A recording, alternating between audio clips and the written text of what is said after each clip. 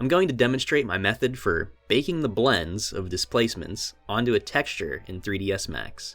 If you're planning on following along in this video, please watch the whole thing first because there's kind of a twist near the end. I also think there may be possibly a better way of doing this that doesn't exist yet but might in the future after this video is made, and I'll talk about that later.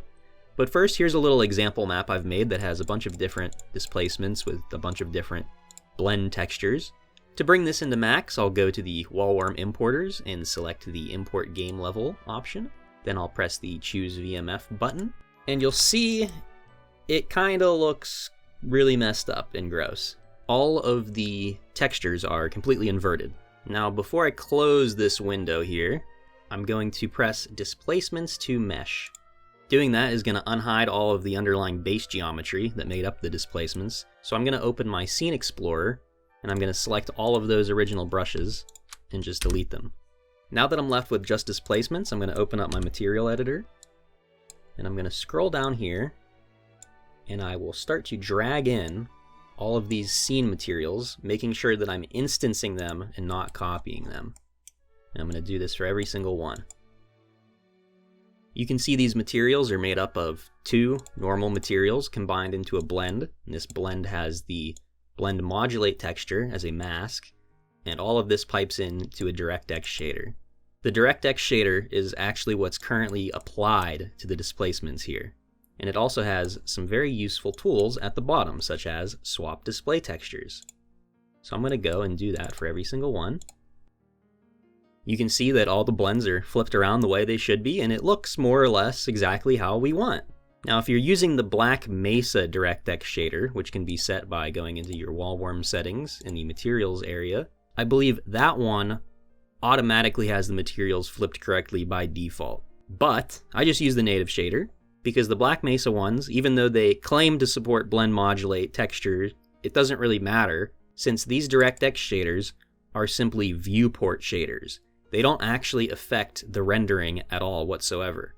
As you can see here, when I go to render, we just have flat textures, no blending going on. As far as I know, there isn't a way of rendering a viewport shader with 3dsMax. It might be possible in Maya, but not with Max. So I need to go and set these displacements to use a material that can actually be rendered by the Max scanline renderer. I didn't actually have to go and swap the display textures around like I did, since that only affects the viewport, but I like doing it because it would help you keep track of things that I do in this process, and the whole next step of the process could be very much simplified just by pressing the Displacement Material to Blend button inside the Level Importer window, and I'll go over that later. But I'm going to start by double-clicking my DirectX shader, and at the bottom there's a nice big button that lets me select all objects using this shader. Now, if you decided to use the Displacement Material to Blend button like I previously just mentioned, all your displacements will be using this blend material here instead of the DirectX shader, in which case just simply press this tiny little button right here, which is the Select Objects by Material button. I don't know if there's a hotkey for this, I'm sure you can assign one, but in my case it's just easier pressing this nice big button right here. It may not seem like much right now, but if you're working on a massive project with tons of different textures, it can cause a lot of mental stress and exhaustion trying to click on this tiny little button over and over and over again. And sometimes, even if it means adding a few technically unnecessary steps, if those steps reduce the amount of stuff you need to think about actively, then they might actually be saving more time than you would get by skipping those steps, but also having to constantly keep track of certain things in your head. Anyway, regardless of how you decided to do it, all of the objects that use this material are now selected. I'm going to go back to the Scene Explorer and right-click and add the selection to a new layer. Now I'll just select one of these objects, it doesn't matter which one, and I'll go over to the Modify panel, and I will hit the Attach List button, which is this tiny little button. Again, I'd highly recommend assigning a hotkey to this so you can reduce the stress of trying to hit this tiny little button every time you want to use it. So I'll go and attach all of these objects that are in that layer to that object. So now I have a single mesh that is made up of all the displacements that had this specific texture assigned to it. I'm going to go back to the blend material, and I'm going to remove the modulate texture. Then I'm going to replace it with a vertex color map. Now I'll assign the blend material to the selection, and you'll see a significant change.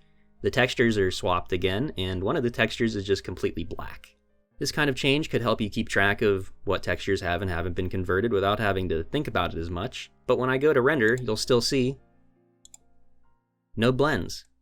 That's because wallworm stores the displacement blend data inside the mesh's alpha channel, which isn't accessible by the vertex color map. So to fix that, I'll just need to copy the alpha channel data to the vertex color channel data.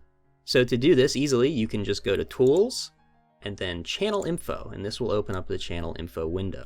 This shows all of the specific channel data for the selected object. Sometimes when selecting other objects, for whatever reason, the Channel Info window might not update, especially if you have lock selected. To fix that, you just press Update, or disable lock mode. But what I'm going to do here is I'm going to right-click on this alpha channel, copy it, and then I'm going to select the VC, or vertex color channel, and paste it in.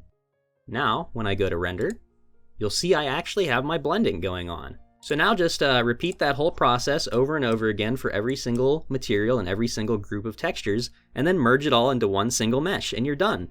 So I actually lied earlier. The way I just showed you isn't less stressful. It's actually a lot more steps and a lot more work, and there's so much more you have to worry about doing in the correct order. I did it this way for the video to demonstrate a bunch of the nuances and specifics to the process, and to have a little bit of a chance to talk about the very real issue of UI fatigue and other repetitive stresses that can occur. Hopefully you didn't write a 10-paragraph essay in the comments explaining how it's so much easier to do it the other way before you got to this part of the video, and then deleted it after you heard this. But guess what? YouTube still emailed me your comment, and I won't forget it. Anyway, like I mentioned earlier, this time just press the Displacement Material to Blend button right here. Now once again, I'll open up the material editor, and I will go and instance every single one of the materials that are in the scene, and this time they won't have the DirectX shader because they aren't using that. One thing that's good to remember when working with Max is that when you create a new scene, Max isn't going to delete anything that's in your material editor, and all of these materials will have the same exact names as they would before, and they won't work in your new scene unless you assign them to the objects in your new scene. So now I'm going to go through and I'm just going to apply a vertex color map to the mask of all these blends. Once I'm done with that, I'll just go and grab any object and then attach list, and I will attach every single other displacement to this one, making sure that I match material IDs to material and condense the material and IDs. I will once again go up to Tools, Channel Info, and I'll copy the alpha data to the vertex color data. Now when I go to render, you'll see everything is blending just as it should be, but there's still the issue of no modulate texture. You see, this is what I was referring to at the beginning of the video, as there might be a better way of doing this in the future, because I assume it's possible to create some kind of custom max blend material shader that can use the vertex color as well as the source engine blend modulate texture to get much more accurate representations of what this would actually look like in the engine.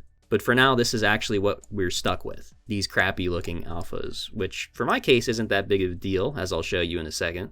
I just hope someone watching this video who knows more, or knows someone who might be able to create a Max scanline or Arnold renderer shader of some sort that can mimic the way Sources uses its blend modulate textures, is watching this. I mentioned those two renderers in specific because I believe those are the only two that can render things to a texture, at least default with Max. So one of the many use cases for this process is baking your displacement blends onto a single object with a single texture. Let's say my object here is the entire level terrain, and I want to make a low-quality skybox model of this terrain while retaining the blend textures on that model. So I'll go and make a copy of this, and make sure that it's a copy and not an instance. I'll hide the original. I'm going to remove the materials for this. I'll edit the poly and select all of the vertices here, and I'll weld them together. Now I'll apply a Pro Optimizer modifier and bring the percentage down quite a bit.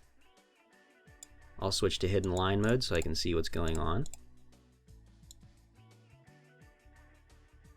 And yeah, that's pretty much good enough. If you really wanted, you could actually go and do some manual optimizations here. As you can see, there's quite a lot of lines. In fact, we can get rid of this just by doing that, but that's gonna mess up some other stuff. So I will keep those material boundaries. And then you could manually go and reduce the vertices there if you wanted. So now I'm just gonna UV unwrap this. For this example, I'm just gonna use a pelt map right here. Relax it. And commit it. And I'm just gonna line this up to be as close as possible. Then use the text tool's crop feature to make it use as much texture space as it can. And then I'll also use the text tool's checkerboard checker to make sure there's no crazy texture distortions going on, and it looks pretty good to me. So now I'll just collapse all of this and then make it an editable poly, and then apply another modifier, this time a projection modifier. In the reference geometry, I'm going to pick the original mesh that's hidden, and then in the cage, I'm going to push it out by, you know, just a little bit. Might need to push it out a little bit more later, but for now, that's fine. Now finally, I'm going to press the 0 button on my keyboard, and that will open up the Render to Texture window. I'll enable projection mapping, and under Output, I will add a diffuse map output. You can set your file name and path here. In the target map slot, I'm just going to leave blank, and then you can set your size. For this example, I'll just use 1024. And now press Render. Hit Continue. And you'll see everything's red. Well, that's because I have the other mesh hidden. And look, we have all of our blends projected onto one texture. You may see these little tiny red spots here. That means your cage isn't high enough in those areas to overlap the original mesh. So you could go and manually fix the cage there if you wanted to, or just go into your projection modifier and push it out a little bit more, and then render again. And keep doing that until you see no red. Or you could just edit out the red in Photoshop. In fact, that's exactly what I did when I updated the 3D model of my terrain for Hogsmeade. The original texture was hand-painted in Substance Painter, but the model has a lot more external, distant skybox terrain than what the actual real displacements inside the level had. So I ended up with a bunch of red around my texture bake that I had to manually remove. I also went through and did a ton of other touch-ups and various fixes to the resulting texture in Photoshop. Since the blends don't have their modulate texture, a lot of them ended up looking not perfect, so I just went through using the pattern stamp tool to kind of fix up how certain things looked. But this is just one of the many use cases for baking textures from Hammer, and you're really not limited to just displacements either. You could have a wall that's made up of 20 different brushes, all with different textures, and instead of using that in the actual level, you could just bake that into a single texture. So hopefully this video will give you some stuff to think about, and again, if you or anyone you know can figure out a way to render out these blend textures as they should appear, please leave a comment. I'm Shy from Shy Studios, and I'll be back next week with another epic video.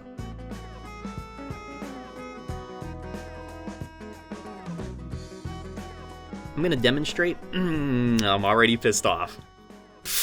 I haven't even. Fourth word in the recording.